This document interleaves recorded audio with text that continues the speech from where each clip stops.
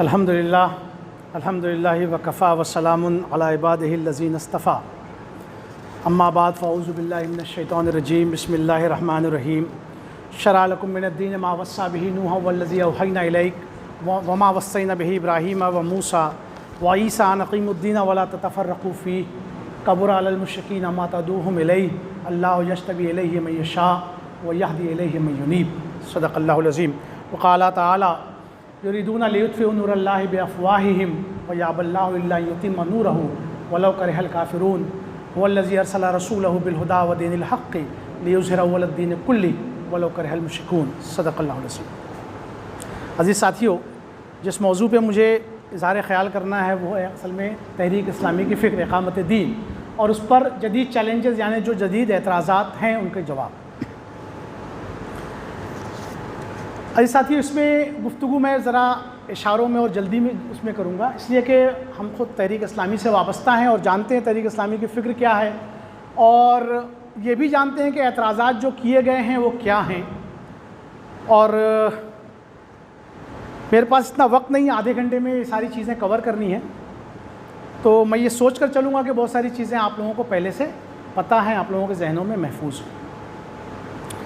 ایک تو تحریک اسلامی اس وقت ملکی حالات میں جو اس وقت ہندوتوا کا جو کی یلغار ہے اس تناظر میں جو ہمارا معذرت خواہانہ رویہ ایک یہ، اور دوسرا یہ کہ تحریک اسلامی کی فکر یعنی اقامت دین کو کیسے پیش کیا جائے یہ، تو اس میں ایک دیکھیے بات یہ ہے کہ اصل میں کہ تحریک اسلامی اس وقت جو ہم ہندوتوا کی یلغار میں جی رہے ہیں، ہمارا رویہ جو معذرت خواہانہ ہے وہ دراصل تحریک اسلامی کا مسئلہ نہیں ہے، وہ اصل میں ہے تشخص کا بحران جس کو ہم کہتے ہیں آئیڈینٹی کرائسس۔ عموماً ایسا ہوتا ہے تہذیبوں میں کہ جب کئی تہذیبیں یا کئی اس میں ایک ساتھ مل کر رہتی ہیں قومیں، تو جو قوم اکثریت میں ہوتی ہے اس کی تہذیب رفتہ رفتہ غالب آتی جاتی ہے، اور جو قوم اقلیت میں ہوتی ہے وہ رفتہ رفتہ جذب ہوتی ہے، اس کو عمل انجذاب کہتے ہیں، ایبزارپشن کہتے ہیں، اور ایک وقت ایسا آتا ہے کہ وہ اپنی جو بنیادی شناخت ہوتی ہے وہ اقلیت، وہ اس کی بنیادی شناخت ختم ہو جاتی ہے۔ اس وقت ہندوستان کے مسلمانوں کے ساتھ یہی مسئلہ درپیش ہے، اور ہندوتوا کی یلغار جو بہت زیادہ تیزی سے آ رہی ہے اس کی بھی اصل میں ان کی بھی بنیادی وجہ یہی ہے کہ وہ چاہتے ہیں کہ ان کو جلدی سے جلدی ہم اپنے اس میں ایبزارب کر لیں، یہ ہے ہمارے لیے اصل مسئلہ۔ اب اس کے لیے ہوتا یہ کہ آئیڈینٹی کرائسس کبھی بھی قوموں میں کب ہوتا ہے کہ جب انہیں یہ نہ پتہ ہو کہ میں یہاں پر کیوں ہوں، میں اس سرزمین پر کیوں ہوں، میرے ذمے کیا کام ہے، مجھے کرنا کیا ہے، میرا وجود یہاں پر کس لیے۔ آج دیکھیں مسلمانوں کو، پوری مسلمانوں کی اکثریت کو یہ نہیں پتہ ہے کہ وہ مسلمان ہیں اور ہندوستان میں ہیں تو وہ کیوں ہیں، ان کے کرنے کا کام کیا ہے۔ اس کا دوسرا جو ایک وہ ہوتا ہے نتیجہ ظاہر ہوتا ہے وہ یہ ہوتا ہے کہ وہ جس کو ہم کہتے ہیں نا کہ مین اسٹریم مکھ دھارا میں ملنے کے لیے اپنے آپ کو بار بار اپنے موقف کو یا اپنے اس کو بدلتے رہتے ہیں تاکہ کسی طرح سے جو ان کے اوپر انفرادیت پسندی اور علیحدگی پسندی کا وہ لگا ہوا ہوتا ہے وہ دھو دیں اور مکھ دھارا میں شامل ہو جائیں۔ اس وقت آپ دیکھیں مسلمانوں میں یہ جو ایبزارپشن ریٹ ہے یہ بہت تیز ہے، اس کا خاص جو اظہار ہوتا ہے یہ سامنے آتی جب کوئی ان کا ہندوؤں کا کوئی تہوار ہوتا ہے، گنپتی ہو، ہولی ہو، دیوالی ہو، اس وقت مسلمانوں کے رویے دیکھیں آپ، کچھ تو وہ ہیں جو باقاعدہ ان کے پنڈال میں چلے جاتے ہیں، ورنہ ہم بھی دیوالی مبارک، ہولی مبارک کے میسیجز تو ہم میں سے اکثر لوگ بھیج دیا کرتے ہیں۔ یہ مسئلہ مسلمانوں کے ساتھ اس لیے کہ مسلمانوں کو یہی نہیں پتہ ہے کہ ان کو اس دنیا میں اس زمین پر اللہ تعالیٰ نے کیوں بھیجا ہے۔ جب کوئی قوم اپنے نصب العین اپنے گول سے ناشنا ہو جاتی ہے، بھول جاتی ہے، تو اس کو ان تمام چیزوں سے سابقہ پیش آتا ہے۔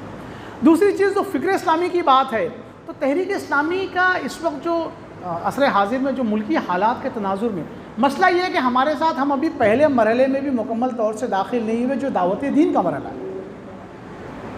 اقامت دین تو بہت دور کی بات ہے، معاملہ یہ ہے کہ اقامت دین کو ہم نے مسلمانوں میں ٹاک آف دا ٹاؤن جس کو ہم کہتے ہیں کہ ہر خاص و عام کی زبان پر اقامت دین ہو، چاہے اس کے حق میں ہو چاہے اس کے مخالف ہو، لیکن اقامت دین ہر زبان پر ہونا چاہیے، جیسا کہ مولانا مودودی جماعت اسلامی کے اول دور میں تھا۔ مخالف بھی اقامت دین کے خلاف باتیں کرتا تھا لیکن وہ اپنی مجلس میں کرتا تھا، مولانا مودودی جماعت اسلامی کا نام زیر بحث آتا تھا، اور جماعت تحریک اسلامی بھی جو ہے جہاں ان کی نشستیں ہوتی تھیں وہاں تحریک اسلامی اپنے اقامت دین کے حق میں دلائل دیتے تھے. تو یہ جو معاملہ ہے، اب معاملہ یہ ہے کہ یہ بالکل بند ہو چکا ہے. نہ ہمارے مخالف بھی چین سے بیٹھے ہوئے ہیں، اس لیے بیٹھے ہیں کہ ہم بھی چین سے بیٹھے ہوئے ہیں. تو یہ معاملہ ہمارے ساتھ ہے. معاملہ یہ ہے کہ ہم نے ابھی دعوت دین کا کام شروع نہیں کیا ہے. دعوت دین کے لیے آپ کو ایک ڈسکورس کرنا، اقامت دین کے لیے آپ کو ایک ڈسکورس کھڑا کرنا پڑے گا، اور اس کی پہلی منزل ہوگی دعوت دین. دعوت دین میں ہمارا طریقہ کار اس وقت تک یہ ہے کہ ہم بک سٹال لگا دیتے ہیں، چند کتابیں دے دیتے ہیں، ملاقاتیں عید اور بقرعید کے روز کر لیتے ہیں، کسی موقع پر کوئی اور گفتگو کر لیتے ہیں. یہ ہو گئی ہماری دعوت. جبکہ اللہ کے رسول صلی اللہ علیہ وسلم تمام انبیاء کی دعوت جو تھی وہ کیا تھی؟ یا قوم اعبدوا اللہ ما لکم من الہ غیرہ، اے میری قوم اللہ کی پرستش کرو جس کے سوا تمہارا کوئی معبود نہیں. یہ ان کی دعوت تھی. ہم نے اصل میں دعوت میں مصنوعی طریقہ اختیار کیا ہوا ہے. یہ فطری طریقہ دعوت نہیں ہے. آپ پورا قرآن پڑھ لیں، جو دعوت ہم دیتے ہیں اس دعوت کے تذکرے سے قرآن خالی.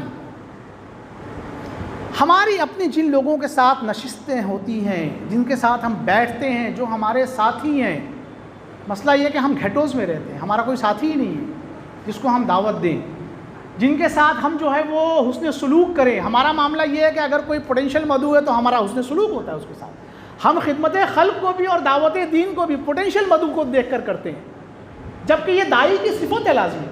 اللہ کے رسول صلی اللہ علیہ وسلم جب مبعوث نہیں ہوئے تھے اس وقت بھی آپ دیکھیں، آپ پریشان رہتے تھے کہ یہ جو لوگ ہیں یہ ان بتوں کی پوجا کرتے ہیں.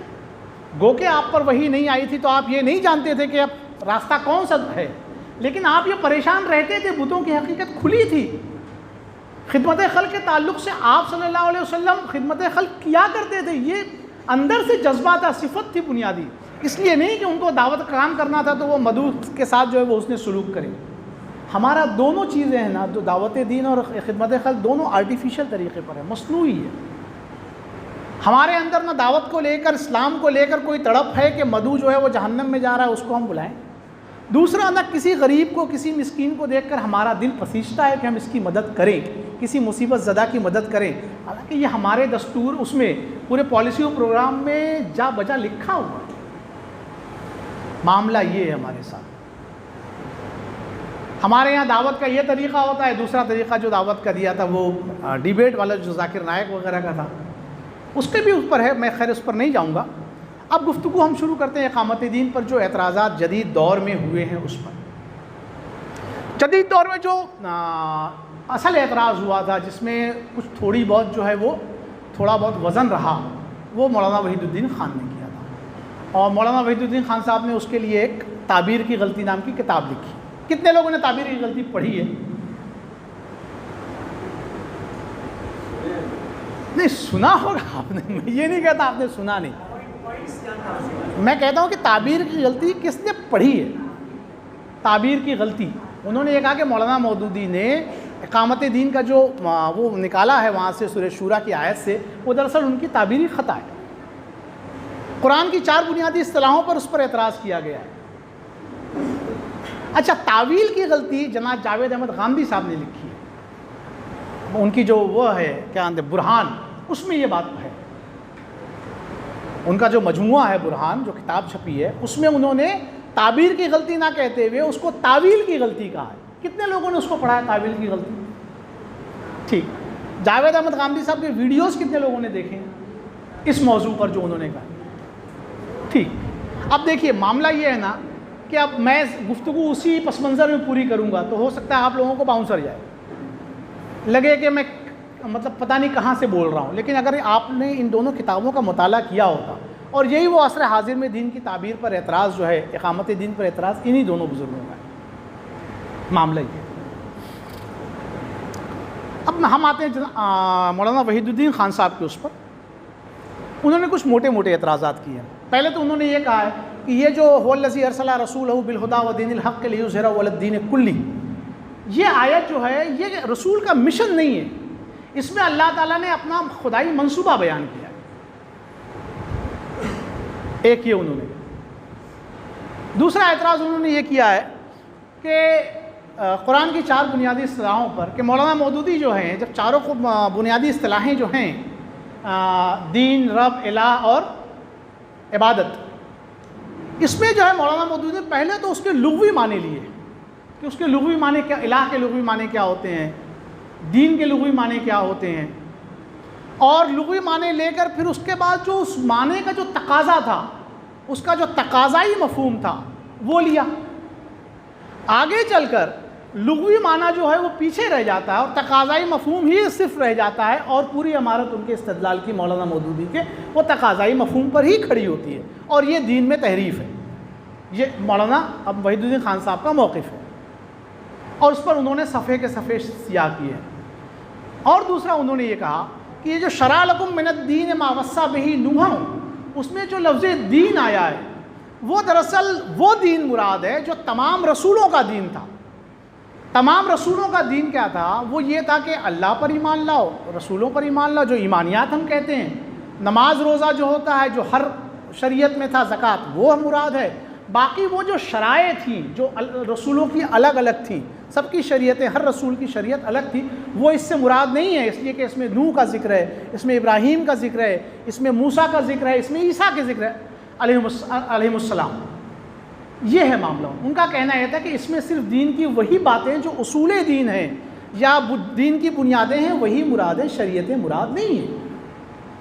اس بات پر مولانا سورہ شورا میں مولانا مودودی نے تعبیر کی غلطی کے اس اعتراض کے بعد 4 صفحے الگ سے لکھے ہیں۔ کس نے پڑھا اس کو؟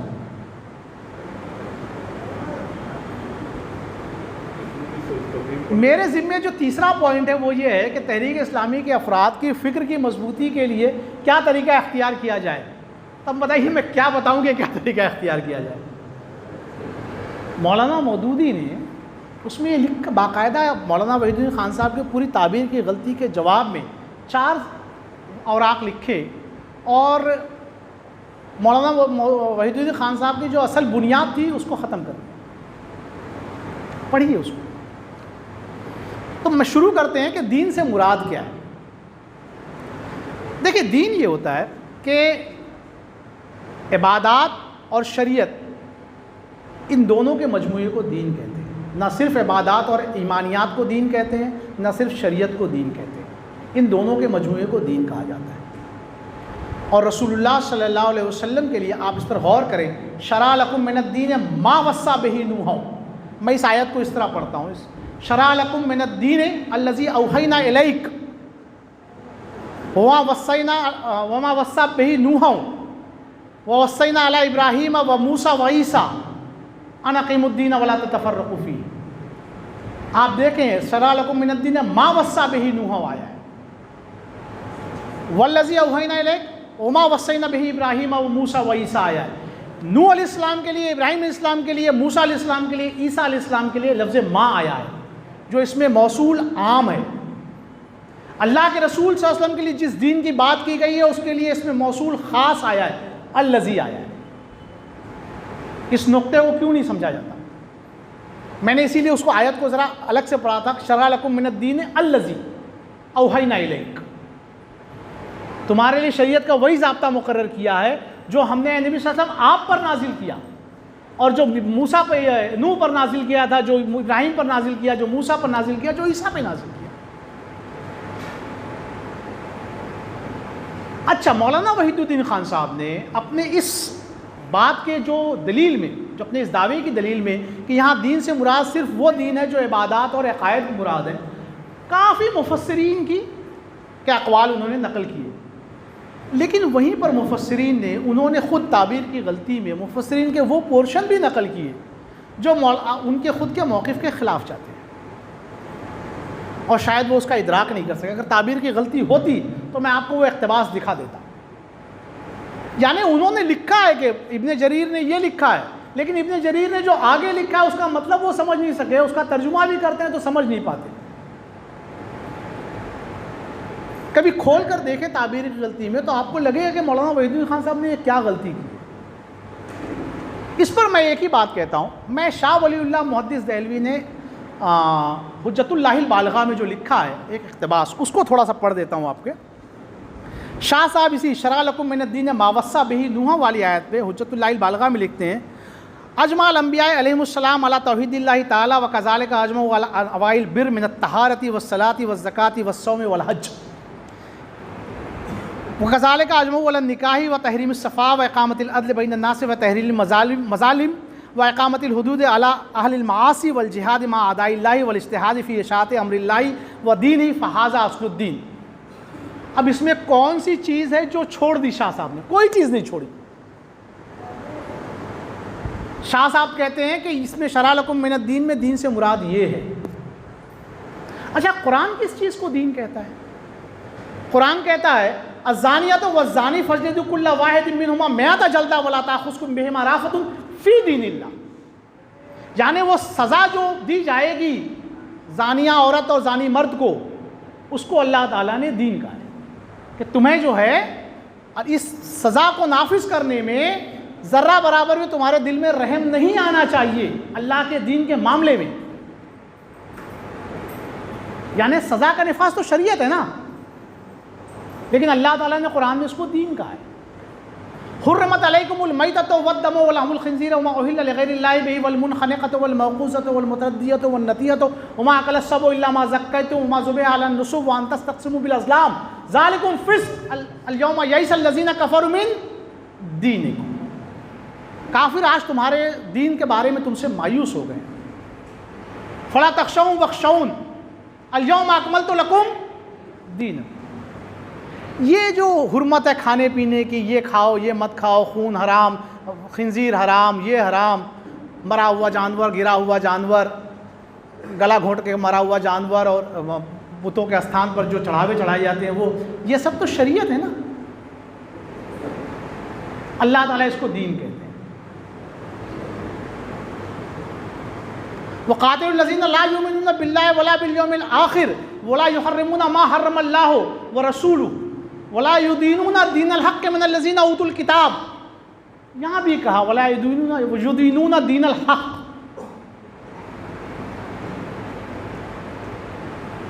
اللہ کے حرام کردہ کو حرام نہیں جانتے، اللہ اس کے رسول کو حلال حرام کردہ کو حرام نہیں جانتے، حلال کردہ کو حلال نہیں جانتے، اور دین حق کو دین نہیں مانتے۔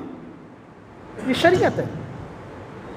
تو کہنے کا مطلب یہ ہے کہ قرآن خود جو ہے یہ بتاتا ہے کہ دین کیا ہے۔ تو یہ کہنا کہ دین سے مراد وہ عقیدہ اور وہ چند عبادات اور وہ چند اخلاق جو ہر قوم میں اور ہر زمانے میں رہے ہیں، جو ایبسولوٹ ہیں، وہی مراد ہیں، ایسا سمجھنا جو ہے وہ دراصل ہماری اپنی فہم کی خطا ہے۔ دوسرا جو ان کا معاملہ ہے وہ تھا، وہ یہ کہتے تھے کہ یہ خدائی منصوبہ ہے۔ یہ بات گاندھی صاحب نے بھی دہرائی ہے کہ یہ خدائی منصوبہ ہے۔ سوال یہ کہ مان لیا جائے کہ یہ خدائی منصوبہ ہی ہے، لیکن خدائی منصوبہ کیسے پورا ہوتا ہے؟ کیا کلمہ کن سے پورا ہوتا ہے یا کوئی آتا ہے پورا کرنے کے لیے؟ اللہ تعالیٰ اپنے منصوبے کو جو پورا کرتا ہے تو اس کے لیے فرشتوں کو بھیج کر کرتا ہے، کلمہ کن سے ہوتا ہے، یا کچھ افراد اللہ تعالیٰ تیار کرتا ہے، کچھ افراد کو یہ ذمہ داری دیتا ہے، وہ اپنا جان مال اس کی راہ میں لٹا کر اس کو پورا کرتے ہیں۔ یہ تو ہمیشہ کا معاملہ ہے۔ ہم بھی کہتے ہیں کہ ٹھیک ہے یہ اللہ کا منصوبہ ہے، لیکن بہرحال اللہ تعالیٰ نے نبی کو اسی لیے مبعوث کیا۔ اچھا، اس میں دیکھیں هو الذی ارسل رسولہ بالہدی، ہدایت کے ساتھ، وہ دین الحق، دین حق کے ساتھ، یہ دو چیزیں رسول کو کیوں دی گئی؟ تاکہ رسول فیصلہ کن معاملے میں وہ دین کا غلبہ، اظہار دین کر دے۔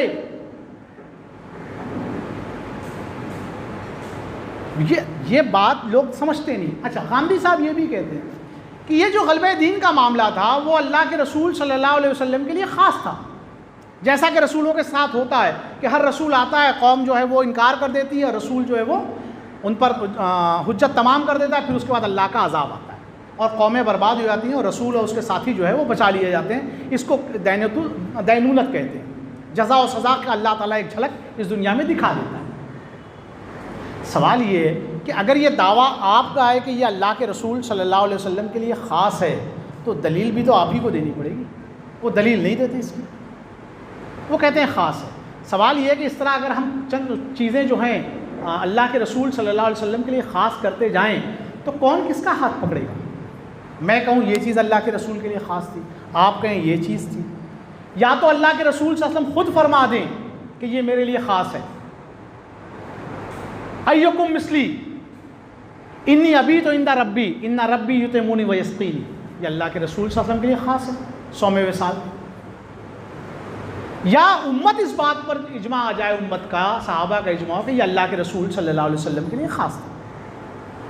बाद में किसी को ये कहने का हक़ नहीं कि ये चीज़ अल्लाह के रसूल सल्लल्लाहु अलैहि वसल्लम के लिए ख़ास थी और ये चीज़ बाकी लोगों के लिए ख़ास नहीं। अच्छा, एक और चीज़ मैं आपको इंटरेस्टिंग बताता हूँ। जावेद अहमद गामदी साहब जब ये कहते हैं कि ये जो हुज्जत तमाम हो जाती है तो उसके बाद अल्लाह का अज़ाब आता है। अल्लाह के रसूल सल्लल्लाहु अलैहि वसल्लम के बारे में तो उन्होंने बताया कि वो बदर में और उसमें हुआ और फ़तेह मक्का में आखिर में जाकर पूरा मुकम्मल तौर से उनका जो है वो इस्तेसाल कर दिया गया।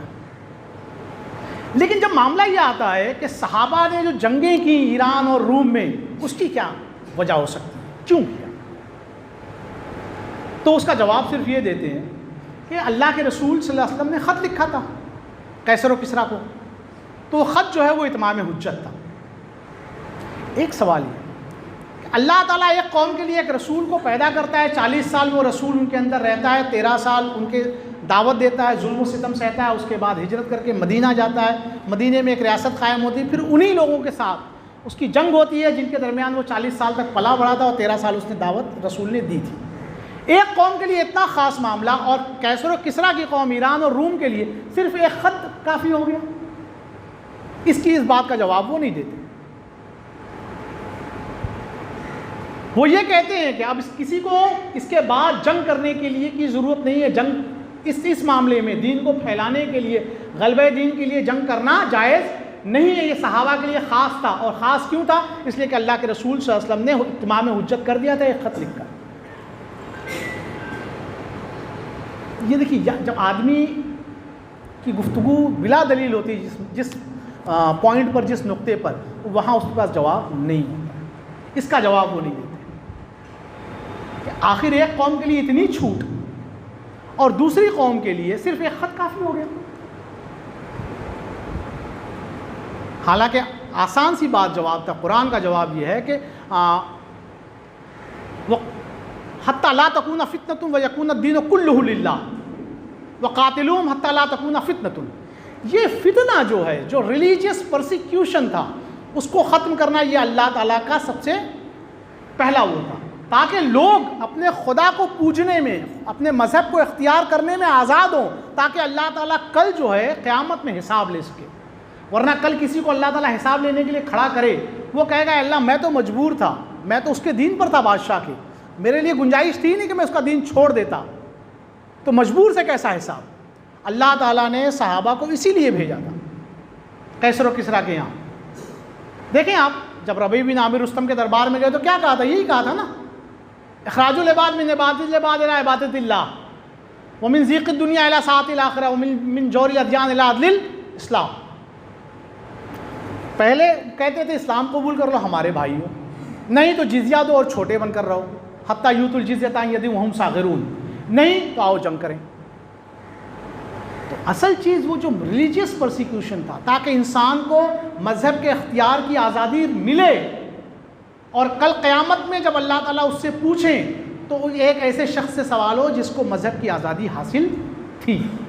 ये था उसको। अब आते जो वहीदुद्दीन ख़ान साहब ने तक़ाज़ाई मफ़हूम और लुग़वी मफ़हूम पर बहस की थी कि इलाह का माने ये होते हैं वो चीज़ जो इंसान को हैरत में डाल दे, एक वो ऐसी चीज़ जिसकी तरफ इंसान बहुत ही शौक़ से लपके, जो उससे पोशीदा हो।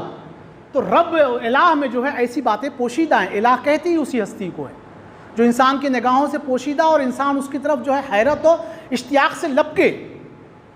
फिर उसके बाद उनका कहना ये है, मौलाना वहीदुद्दीन ख़ान साहब का, कि वो धीरे धीरे धीरे धीरे धीरे आते हैं उसके तक़ाज़ाई मफ़हूम पर, कि इलाह का तक़ाज़ा ये है कि चूँकि उसकी तरफ इंसान पलटता है तो उसी की इबादत करे, जब उसी की इबादत करे तो फिर उसी की इताअत करे, और फिर उसी के इताअत ज़िंदगी के हर गोशे में करे, तो फिर इसका मतलब ये कि वो माबूद ही नहीं बल्कि बादशाह बरहक भी हुआ।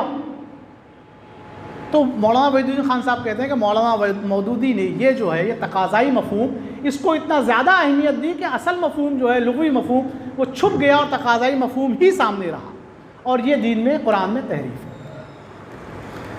है। एक आसान सी मिसाल से इसको समझिए।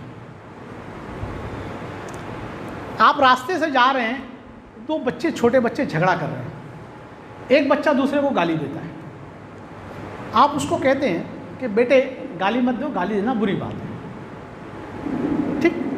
لفظ بیٹا اس کے لغوی معنی کیا ہے؟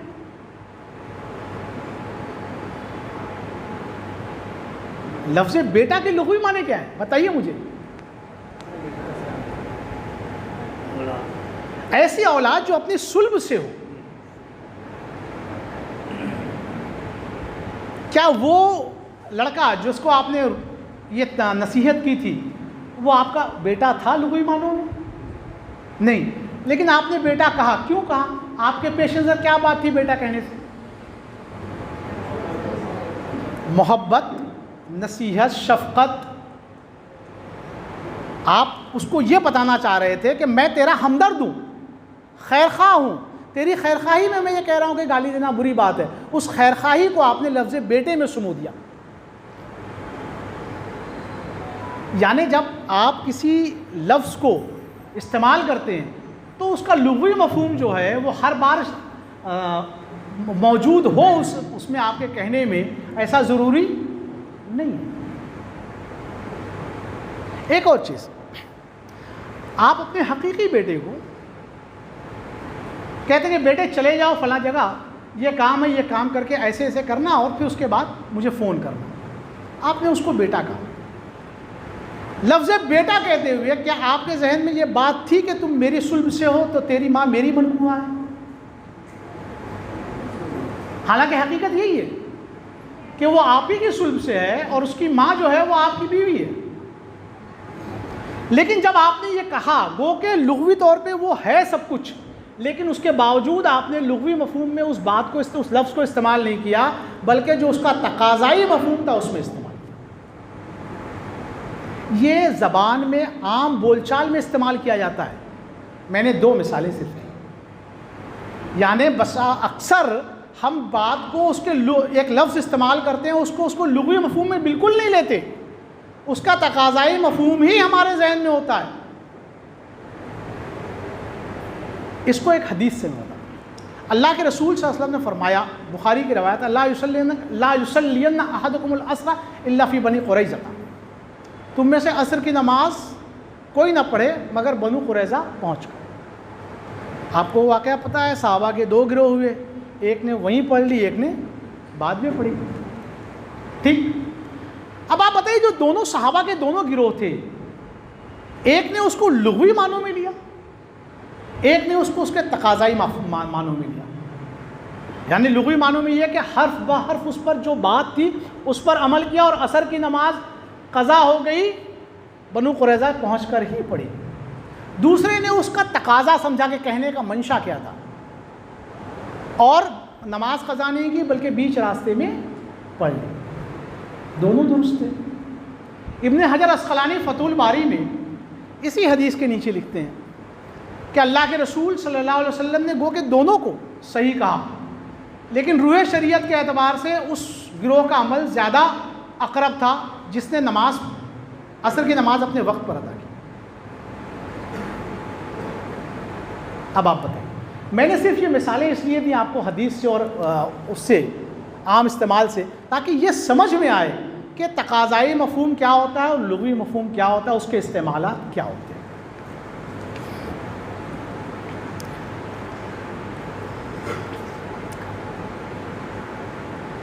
اس کے بعد غامدی صاحب کا ایک اور وہ ہے، انہوں نے خاص طور پر اس پر بہت زیادہ زور دیا ہے.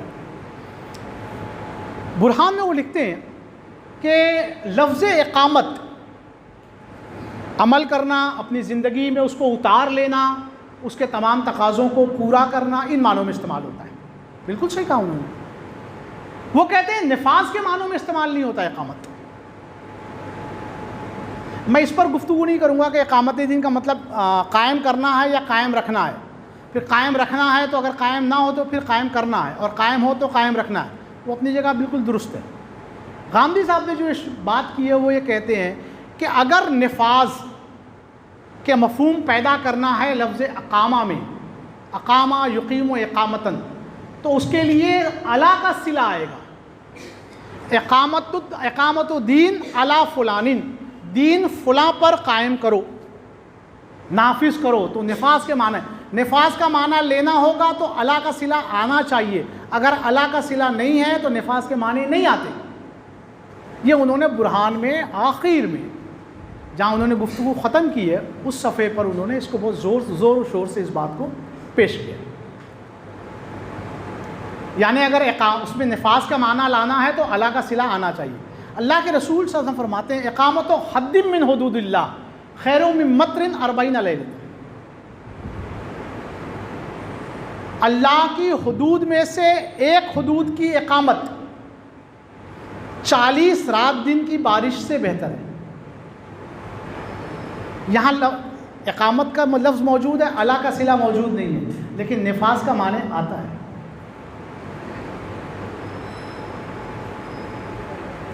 بات واضح ہوئی؟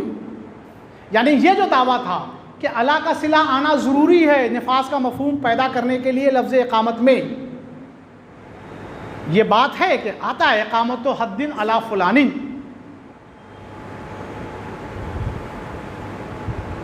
لیکن اللہ کے رسول صلی اللہ علیہ وسلم کی میں نے آپ کو حدیث سنائی، اس میں اقامت کا لفظ موجود ہے، الا کا صلہ موجود نہیں ہے، لیکن نفاذ کا مفہوم موجود ہے۔ اس کا مطلب یہ کہ اقامت کا صلہ الا کے ساتھ آئے یا نہ آئے، اس کے دونوں مفہوم ہوتے ہیں، قائم رکھنے، قائم کرنے، جو قائم کرنا ہے تو نفاذ کا مفہوم اس کے اپنے آپ شامل ہوگا۔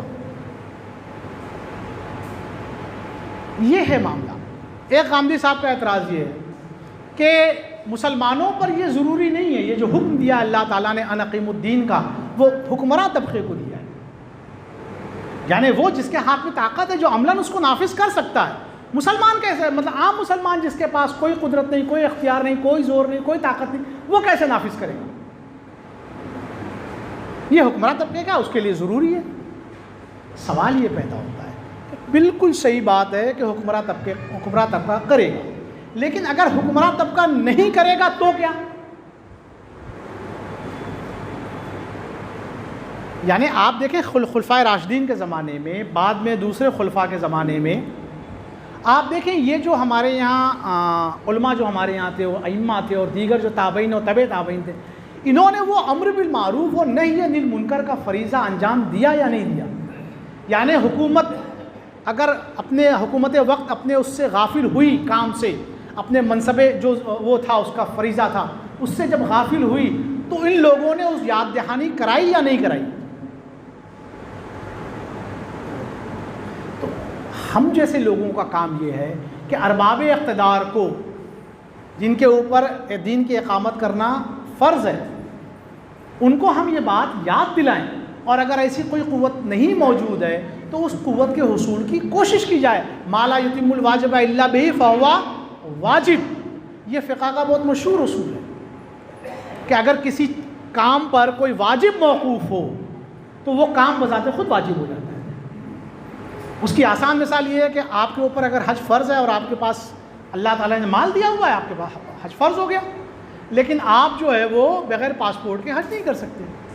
اللہ تعالیٰ کی شریعت نے کہیں نہیں لکھا ہے کہ پاسپورٹ بنوانا ضروری ہے، واجب ہے، فرض ہے، لیکن کیا کوئی عقل مند آدمی ایسا ہوگا جو یہ کہے کہ نہیں پاسپورٹ نہیں بنواؤں گا میں، اس لیے کہ اللہ نے کہا نہیں ہے واجب ہے، حج فرض ہے، ٹھیک ہے۔ ہر آدمی یہ سمجھتا ہے کہ حج کی ادائیگی جو ہے وہ اب پاسپورٹ پر موقوف ہے، حج چونکہ فرض ہے اس لیے پاسپورٹ کا بنوانا بھی فرض ہو گیا، اسی لیے کہ اس کو کہتے ہیں واجب لغیرہ، ما لا یتم الواجب الا بہ فہو واجب۔ تو یہ ہے وہ معاملہ، ہمیں جو کرنے کا کام ہے، اگر ہمارے یہاں حکمراں مسلمان ہوں اور اس فریضے سے غافل ہوں تو ہم ان کو یاد دلائیں، اور اگر کوئی ایسا حکمراں بھی موجود نہیں جیسا کہ اس وقت ہندوستان میں ہے تو ہمیں بذات خود اس بات کی کوشش کرنی چاہیے۔ یہ ہے غامدی صاحب کا پورا لب لباب۔ اصل میں ہم اس سے متاثر اس لیے ہو جاتے ہیں کہ ان کا جو انداز بیان ہے، پریزنٹیشن ہے، وہ اتنا آئی کیچنگ ہے یا کہہ لیجیے مارولس ہے، جو بھی کہیے آپ، ان کا انداز گفتگو اتنا بہترین ہے کہ ہم مواد پر دھیان کم دیتے ہیں، انداز بیان سے متاثر زیادہ ہوتے ہیں۔ اور دوسری اس کی وجہ یہ ہوتی ہے کہ ہمارے پاس جو اس کے مخالف دلائل ہیں نا وہ ہمیں پتہ نہیں ہوتے۔ اور وہ مخالف دلائل کو جو ہے وہ گول کر جاتی ہے۔ ایسی ہی کچھ بات جو ہے نا انجینئر محمد علی مرزا کی ہے۔ وہ جو حدیث میں جو الفاظ وہ ان کے خلاف پڑھتے ہیں نا، اس کی بھنک نہیں لگنے دیتے آپ کو، یا وہ حدیثیں جو ان کے موقف کے خلاف پڑتی ہیں اس کی بھنک نہیں لگنے دیتے، اور اس طرح وہ اپنی حدیثوں کو پیش کرتے ہیں کہ صرف یہی حدیثیں آپ کتب حدیث میں موجود ہیں اور دوسری حدیثیں موجود نہیں ہیں۔ یہ تو خیر جملہ مترجہ تھا، لیکن ہمارے پاس وہ علم ہونا چاہیے کہ ہم اگر مخالف کے دلائل سنیں تو اس کو دلیل کی کسوٹی پر پرکھیں کہ دیکھیں کتنی دلیل میں کتنی طاقت ہے، کتنا دم ہے۔ اور دلیل کن چیزوں کا نام ہے؟ قرآن، سنت اور اجماع۔ میں اس وقت قیاس شرعی کی بات نہیں کر رہا، اس لیے کہ اس چیز کو آپ قیاس شرعی پر نہیں پرکھ سکتے۔ تو یہ ہے وہ چند باتیں۔ اب اگر سوالات و جوابات ہیں تو میرے پاس کچھ سوالات تھے پہلے سے جو بالعموم لوگ کرتے ہیں سوال، تو انشاءاللہ آپ لوگ سوالات کیجئے، اس کے جوابات میں دینے کی کوشش کروں گا۔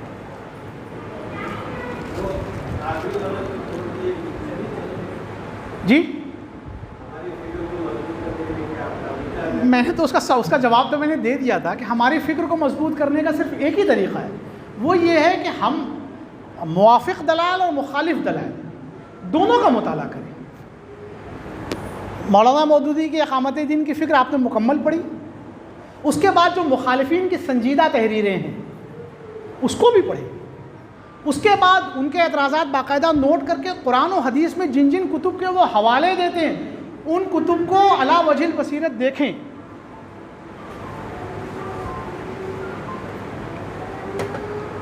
ان کتابوں میں ان دلائل کو دیکھیں، اس کا سیاق و سباق دیکھیں، آگے پیچھے سے دیکھیں، پھر باقاعدہ اس پر پھر خود سے غور کریں، تو جا کر آپ پر یہ بات واضح ہوگی کہ دلیل میں کتنی قوت ہے۔ لیکن اس کے لیے بنیادی چیز یہ ہے کہ آپ کو پڑھنا پڑے گا۔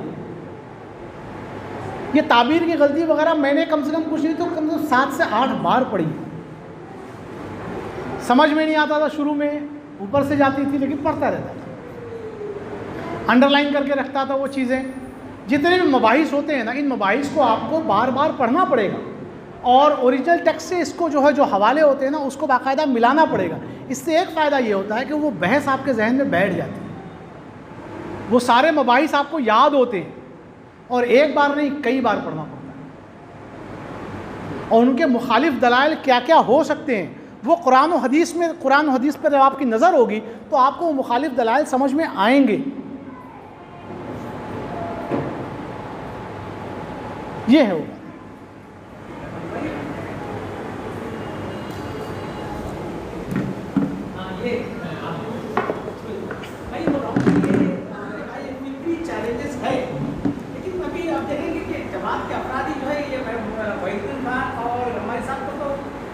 پڑھتے ہی نہیں تو مطلب وہ چیلنجز ہے ہی نہیں، مطلب عام جو مسلم ورلڈ موومنٹس ہے they don't mention Wahid uddin Khan, they don't mention غمازی صاحب۔ مطلب یہ پیپر پر ہو سکتا ہے کہ وہ کچھ چیلنجز ہو، بٹ ریئلی کیا بہت بڑی مسلم آبادی جو ہے وحید الدین خان اور عمر صاحب کو فالو کرتے ہیں، جماعت کو چھوڑ کر، یا دوسری ورلڈ پولیٹیکل جو ایوری ویئر دا ورلڈ جیسے اقبال مسلم ہے، ان کو چیلنج سمجھتے ہیں کہ نہیں سمجھتے ہیں؟ تو یہ کہ ہماری جماعت نہیں ہے، ہم سمجھتے ہیں کہ چیلنجز ہے۔ دیکھیے آپ کو شاید یہ بات جو مجھے سنوپسس ملا تھا، جس پر تناظر میں مجھے گفتگو کرنی تھی، وہ یہ سنوپسس تھے۔ مجھ سے کہا گیا تھا کہ گفتگو اس پر کرنی ہے، یعنی تحریک اسلامی کے ہمارے اپنے اس وقت ہندوستان میں جو وہ ہے اس پر، تو اسی لیے میں نے مکمل طور سے اسی پر گفتگو کی۔ باقی بات رہی تحریک اسلامی یعنی اخوان المسلمون اور ان کی، تو ان کے نزدیک یہ چیلنجز نہیں ہیں، ان کے نزدیک دوسرے چیلنجز ہیں۔ اور آپ دیکھیں تحریک اسلام یعنی اخوان المسلمون کی بات کریں یا نہضہ کی بات کریں یا دیگر لوگوں کی بات کریں، تو ان کے یہاں آل ٹوگیدر جو معاملہ ہے وہ بالکل الگ ہے۔ وہاں پر اکثریت جو ہے مسلمانوں کی ہے، وہ ہر اعتبار سے ہندوستان کی مثال بالکل الگ ہے۔ تو تحریک اسلامی کی جب بھی آپ بات کریں تو ان دونوں چیزوں کو بھی ذہن میں رکھیں کہ تحریک اسلامی اگر اخوان کی ہے اور ترکی کی ہے اور دوسرے اس کی ہے، تو وہاں کے الجزائر کی وہاں کے حالات اور ہندوستان کے حالات بالکل الگ ہیں۔ ہمارے حالات ایون پاکستان کے حالات بھی بالکل الگ ہیں۔ ہمارے حالات تحریک اسلامی کہیں اور ایسے حالات سے جوجھ نہیں رہی جو ہمارے حالات۔ ہمارا معاملہ یہ ہے کہ ہمارے یہاں مسلمانوں کا ایک بہت بڑا طبقہ خود تحریک اسلامی کی فکر کا مخالف ہے، اور غیر مسلموں کی ایک اتنی بڑی تعداد ہے، یعنی 80-20 کا ریشو ہے، وہ اسلام کے مخالف ہیں. یعنی ہم جو ہے پہلے ہی 20% ہے مائنورٹی میں، اس 20% میں بھی شاید ہم جو ہے وہ 5% یا 10% ہوں. تو ہمارے یہاں چیلنجز جو ہیں، اچھا اس میں جو میرے خیال سے جو آرگنائزرز کے ذہن میں جو رہا ہوگا وہ یہ ہوتا ہے کہ تحریک اسلامی میں اس وقت ہمارے بچے جو ہیں وہ ویڈیوز دیکھتے ہیں، اور ویڈیوز دیکھ کر جو فکر غامدی سے بہت زیادہ متاثر ہو جاتے ہیں. جیسے ہمارے یہاں ایک زمانہ ہے جو سیلفی، اس سے ہم متاثر ہوا کرتے تھے. یعنی عیسائیوں کا بچہ ہوتا ہے وہ قرآن و حدیث کی باتیں کرتا ہے، اور اس کو بہرحال وہ جو سٹنگ ڈک، جس کو ہم سٹنگ ڈک کہتے ہیں نا، آسان شکار ہوتا ہے وہ، تو وہ غامدیت کی اس سے بھی ہم آسان شکار ہیں. اچھا غامدی صاحب کی فکر میں کیا ہے؟ یہ جو تحریک اسلامی ایک کشمکش بتاتی ہے، یہ ایک ایسا چیلنجنگ وہ پورا ہے، اس سے وہ بالکل کہتے ہیں کہ بالکل اس کی کوئی ضرورت نہیں ہے. آپ اطمینان سے اللہ رسول کیجئے، یہاں رہیے آرام سے، جتنا آپ کو ہو سکتا ہے اتنا کیجئے، پھر اپنے گھر میں جا کے آرام سے سوئیے. ہم کو یہ آسان لگتا ہے، ہندوستان میں لوگوں کو، مسلمانوں کو یہ آسان لگتا ہے، اس لیے کہ ان کی ایک نمائندہ جماعت یہاں پر موجود ہے جو یہی کہتی ہے اور کرتی ہے کہ بھائی ہمارے اس میں اتنا ہے، روزہ، نماز، حج، زکوٰۃ اور بھلائی کے کچھ کام ہے وہ کر لیجئے، باقی یہ باطل کے سامنے کھڑے ہونا اور باطل سے آنکھوں میں آنکھیں وہ کرنا، یہ سب ہمارا کام نہیں ہے. تو میرے خیال سے آرگنائزرز کے ذہن میں یہ بات رہی ہوگی.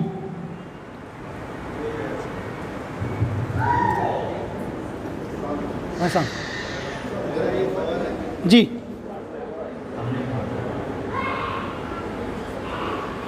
میری دلی خواہش ہے کہ میں جاوید غامدی صاحب کو بھی سنا، انجینئر مرزا صاحب کو بھی سنا، اور اس کے بعد آپ کو بھی میں کو پہلے سے ان کے اوپر ہوتے ہوئے سنتے گئے، تو پھر میں وہ بھی تھوڑا ریسرچ کرتا گیا.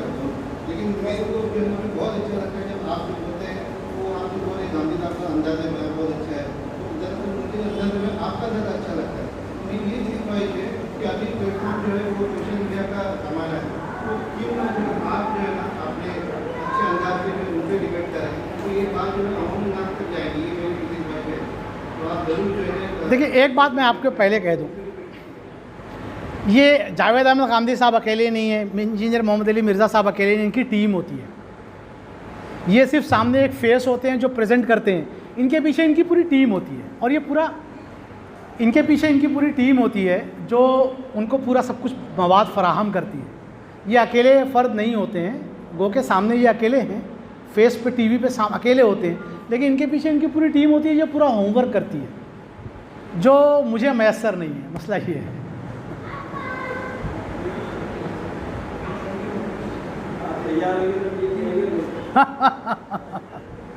بھائی ممبئی میٹرو کئی سال سے کہہ رہا ہے کہ ٹیم دینے کے لیے، اب تک ہوا نہیں. یہ ٹیم کی شرائط بتائیے نا کہ بھائی آپ ٹیم سے یہ چاہتے ہیں. میں کچھ بھی نہیں ٹیم سے چاہتا، مجھے صرف یہ کہ سارے انتظامات کر دیے، مجھے صرف بولنا رہے بس. کوئی شرط نہیں ہے، یعنی کچھ ایسا ہو کہ سارے انتظامات ہو جائے، مجھے صرف جیسے اس وقت میں نے آپ کے سامنے ڈیلیور کیا اسی طرح مجھے کہنا ہو، میں اس کو کہہ دوں. لیکن اگر سارے انتظامات کے ساتھ مجھے ہی سب کچھ کرنا ہو تو میں نہیں کر پاؤں گا.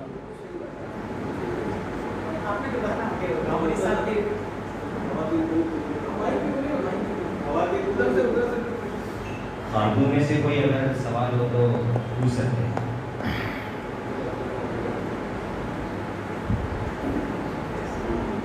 خواتین میں سے کوئی سوال ہو تو پوچھ سکتے ہیں. السلام علیکم. السلام. غامدی صاحب اور علی مرزا انجینئر کے بیانات تو بہت اچھے رہتے ہیں کہ اس کو سن سکتے ہیں، ان کا نظریہ کیسے؟ دیکھیے، میری ذاتی رائے اس معاملے میں یہ ہے کہ موافق اور مخالف سارے دلائل آپ کو سننے اور پڑھنے چاہیے. اگر آپ کو اپنا ویژن براڈ کرنا ہے، آپ کو علی وجہ البصیرت کوئی سٹینڈ لینا ہے تو. لیکن میں ضرور اس میں ایک شرط یہ ہے کہ آپ کا اپنا پہلے جس موقف پہ آپ قائم ہیں نا اس کا مطلب گہرائی سے مطالعہ کر لیں، اپنی فکر میں آپ پختہ ہو جائیں، اس کے بعد ضرور کریں. اس لیے کہ یہ عین ممکن ہے کہ آپ بہت کچھ پڑھنے کے باوجود بہت ساری چیزیں وہ ہو سکتی ہیں جو ان کے علم میں آئی ہوں اور ہمارے علم میں نہ آئی ہوں. تو پڑھنا چاہیے، سب کچھ کرنا چاہیے، اپنی دماغ کی کھڑکیوں کو کھلا رکھنا چاہیے. لیکن اگر فکر کچی ہے، ذہن کچا ہے، بہت جلدی متاثر ہو جاتے ہیں، قرآن و حدیث کا ہمارا اپنا مطالعہ اتنا گہرا نہیں ہے تو میرے خیال سے اس وقت تک پرہیز کرنا چاہیے. یہاں کوئی ہے؟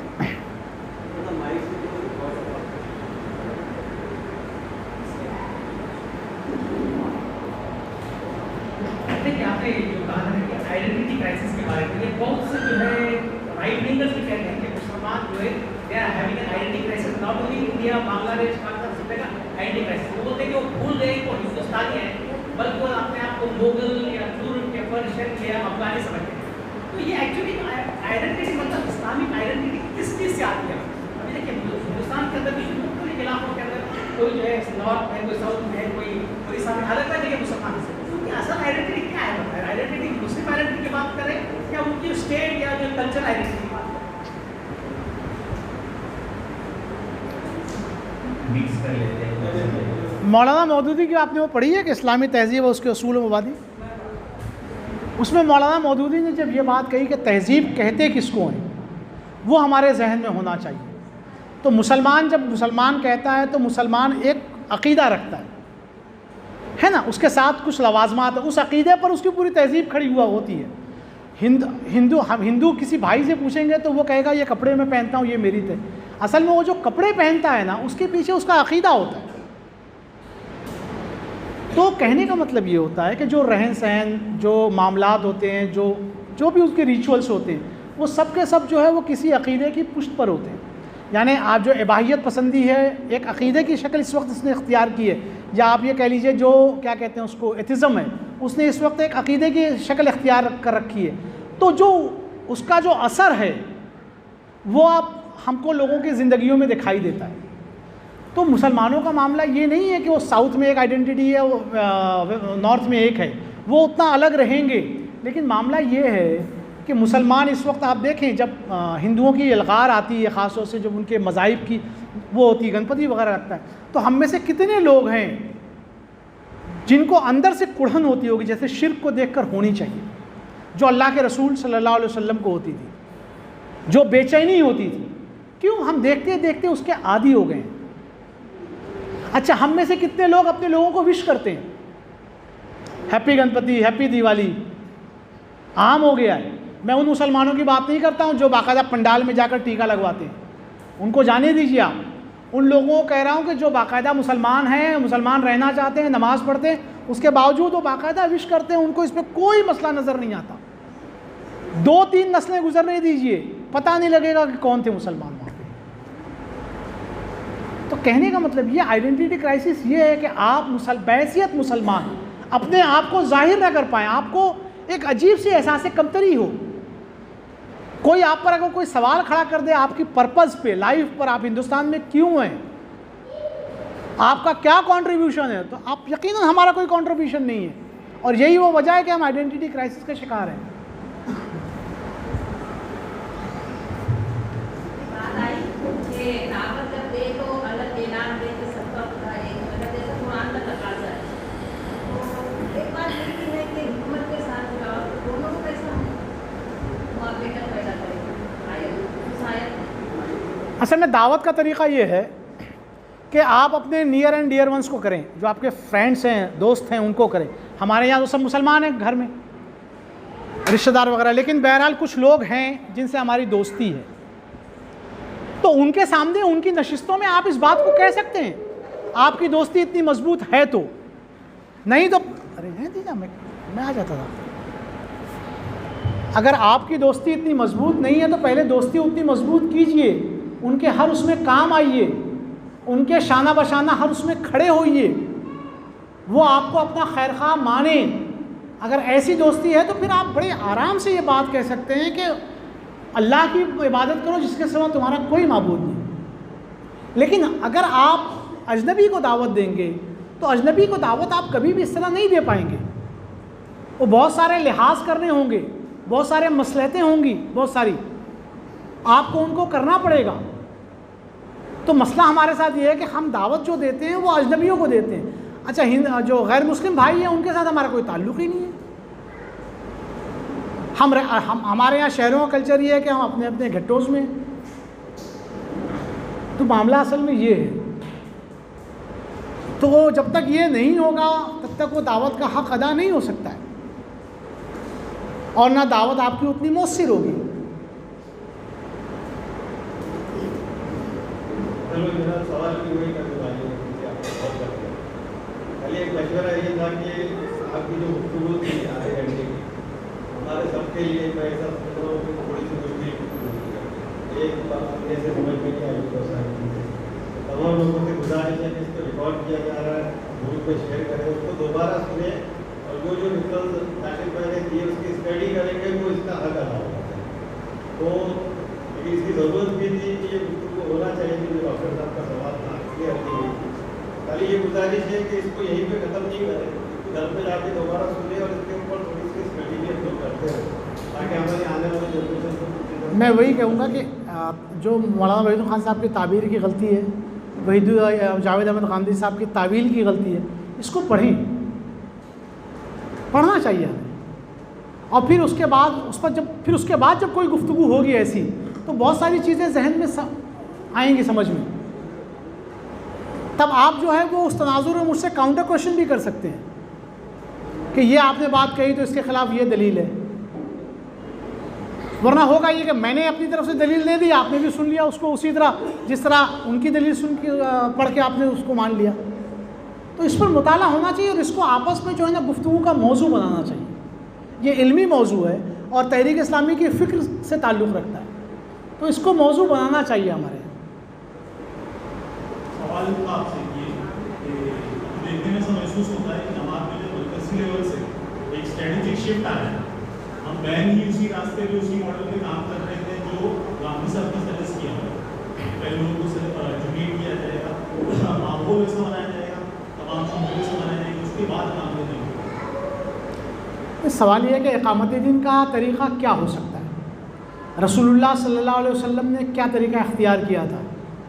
اور اس وقت آپ جب اگر ایک مسلم معاشرے میں ہیں، ایسے اس میں جس میں کچھ مسلمان موجود ہیں اور اکثریت جو ہے غیر مسلموں کی ہے، تو اس میں آپ کون سا طریقہ اختیار کریں گے؟ یہی ہوگا نا کہ آپ رائے عامہ ہموار کریں گے، پہلے لوگوں کو سننے کے لیے آمادہ کریں گے آپ۔ میں تو یہ کہتا ہوں کہ ہمارا معاملہ یہ ہے کہ ہم اقامت دین کے اس موضوع کو ہم مسلمانوں میں وہ اس بحث کا موضوع نہیں بنا سکے۔ ہم کو مسلمانوں میں اقامت دین کی اس کو بحث کا موضوع بنانا چاہیے، اور اسلام کو جو ہے نا غیر مسلموں میں بحث کا موضوع بنانا چاہیے، اور اس پر ہماری بہت زیادہ تیاری ہونی چاہیے۔ آج جو ڈسکورس کھڑا کرنے کی بات کی جاتی ہے، تو آخر ڈسکورس کیسے کھڑا ہوگا؟ اسی طرح ہوگا نا۔ تو یہ اقامت دین اسی طرح سے ہوگا، اس کے علاوہ کوئی اور دوسرا طریقہ نہیں ہو سکتا اس کا۔ جو دوسرا طریقہ آپ اختیار کریں گے، اس کا مطلب یہ ہے کہ آپ نے اس کی بنیادیں جو ہیں وہ تعمیر نہیں کی ہیں۔ یہ اصل میں یہ جو ہے غامدی صاحب یا مولوی صاحب، ان کی جو فکر ہے اس کے جو جوابات ہیں، جیسے فریضہ اقامت دین، یہ پوری مولانا صدر الدین صاحب نے اسی کے جواب میں لکھی، تو یہ سب چیزیں جو ہماری ہیں، اور جیسے مولانا کی تفسیر جو سورہ کی ہے، اگر اس کو بار بار پڑھ کر کے اپنے نوٹس تیار کر کے اس کے بعد نہیں پڑھیں گے تو سمجھ میں نہیں آئے گا، اور نتیجہ یہ ہوگا کہ وہ چونکہ سال انگیزی کی طرف وہ لوگ لے جاتے ہیں، تو ہمارا ذہن بھی اس سال انگیزی کی طرف چلا جاتا ہے۔ تو پہلے اپنے فکر کو پختہ کرنے کے بعد جب آپ ان کا مطالعہ کریں گے تجزیاتی، آپ کو اگر موقع ملے تو مولانا عامر عثمانی صاحب کا تجلی جو تعبیر کی غلطی پر آیا ہے، یہ دو تین چیزیں پڑھیں تو پھر سمجھ میں آئے گا کہ یہ لوگ کیا کہتے ہیں اور ہم کو کیسے باقاعدہ ہیں، عوام کو کیسے پکڑا۔ ایک اور بات میں بتا دوں، تعبیر کی غلطی میں شروع کے 150 صفحات میں مولانا وحید الدین خان صاحب نے اپنی اور مرکزی ذمہ داران کی خط و کتابت نقل کی ہے، وہ بڑی ہی جو ہے نا پرفریب ہے۔ پرفریب ان دا سینس یہ کہ انہوں نے اس طرح سے پیش کیا ہے کہ وہ بہت ہی سنجیدہ اور آمادہ ہیں گفتگو پر، اور جماعت جو ہے، جماعت کے ذمہ دار جو ہیں بہت ہی ایروگنٹ ہیں۔ وہ پورا تاثر یہ ہے، اس میں مولانا صدر الدین اصلاحی صاحب آ گئے، مولانا ابواللیث صاحب آ گئے، جلیل صاحب آ گئے، جلیل احسن ندوی صاحب آ گئے، اور یہ تمام لوگ ہیں اس بحث میں۔ تو آپ دیکھیں ایک چیز تعبیر کی غلطی جو ہے وہ مولانا مودودی کی فکر پر، ان کی کتاب پر ایک علمی تنقید ہے، اور علمی تنقید میں اصل چیز جو ہوتی ہے وہ دلیل ہوتی ہے، جذبات نہیں ہوتے۔ مولانا وحید الدین خان صاحب نے اس کو اس انداز میں لکھا ہے کہ 150 صفحات پڑھنے کے بعد آدمی جذباتی طور پہ ان سے وابستہ ہو جاتا ہے، اور اس کے بعد ان کے جو دلائل نہیں ہوتے ہیں، کمزور ہیں، وہ بھی آپ ہضم کر لیتے ہیں۔ تو اس بات کو بہت دھیان سے پڑھیے گا۔ اس پر مولانا صدر الدین اصلاحی صاحب نے خط لکھا تھا، اور اس میں مولانا وحید الدین خان صاحب کی وہ ساری باتیں لکھی ہیں کہ انہوں نے مجھ سے خط و کتابت کیوں کی تھی۔ مولانا وحید الدین خان صاحب کہتے ہیں کہ صدر الدین صاحب نے مجھ سے خط و کتابت اس لیے کی تھی، مولانا وحید الدین خان صاحب نے، تاکہ وہ چاہتے تھے کہ تعبیر کی غلطی پرنٹنگ میں جانے سے پہلے اس کی تمام جو غلطیاں اور خامیاں ہیں وہ دور ہو جائیں، اور عبارت عربی مفسرین کی عبارت مولانا وحید الدین خان صاحب خود نہیں سمجھے اور الزام میرے سر ڈال دیا، اور اس میں انہوں نے شیخ ساوی اور شیخ سلیمان کا پوری تفسیر کا حاشیہ نقل کیا ہے، اور اس میں اسی بات پر الذی اوحینا الیک، اس پر بحث کی ہے مولانا صدر الدین اصلاحی صاحب نے۔ تو مولانا صدر الدین اصلاحی صاحب کا جواب پڑھیں گے تو آپ کو لگے گا کہ بات تو بالکل برعکس ہے جو مولانا وحید الدین خان صاحب پیش کرتے ہیں۔ تو اگر آپ تعبیر کی غلطی پڑھیں تو جذباتی طور پہ وابستہ نہ ہو، اس لیے کہ علمی تنقید ہے، علمی تنقید کا جواب جو ہے نا وہ دلیل ہوتی ہے، جذبات نہیں ہوتے۔ اور انسان کا معاملہ یہ ہے کہ جب انسان پر جذبات غالب ہوتے ہیں نا تو علم دلیل جو ہے وہ پیچھے ہو جاتی ہے۔ اس بات کو یاد رکھیں پڑھتے وقت۔ جزاک اللہ محترم راشد خان صاحب، اس کے بعد میں ایک صرف 10 منٹ کا بریک ہے۔ میری آپ تمام شرکا سے گزارش ہے کہ آپ باہر نہ جائیں، چائے آئے باقی ہے، پانی کا بھی انتظام اوپر ہی کیا ہوا ہے، آپ چائے اور پانی پی کر یہیں پہ نشست ہو کے بیٹھنا ہے۔ 10 منٹ پروگرام لیٹ چل رہا ہے، اس کو ٹائم پر لانا ہے۔ جزاکم اللہ راشد خان۔